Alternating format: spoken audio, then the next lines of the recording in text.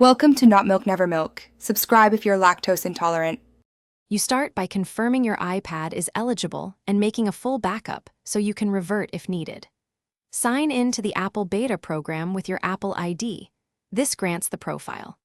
Once signed in, download the iPad OS 26 Beta configuration profile to the iPad, allow profile installation, and then reboot the device. These steps register your iPad for beta updates and prepare it to receive the over-the-air installer.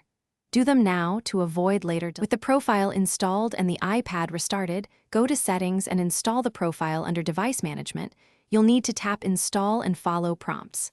Once installed, make sure you're on a stable Wi-Fi network and have sufficient storage, then open Software Update. Tap Download and Install. The device will verify and prepare the update. This stage can take time. Do not interrupt power or network. If it pauses, wait. Background preparation often takes longer than the actual download. When the update finishes, follow the on-screen setup assistant to finalize settings and grant any new permissions.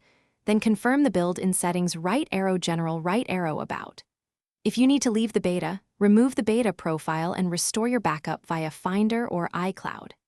If the installer fails or your iPad gets stuck, force restart first, then check storage and Wi-Fi. If problems persist, delete and reinstall the beta profile and retry the update. This often clears verification or download glitches. Thanks for watching. If this was helpful, leave a like and consider subscribing. See you next time.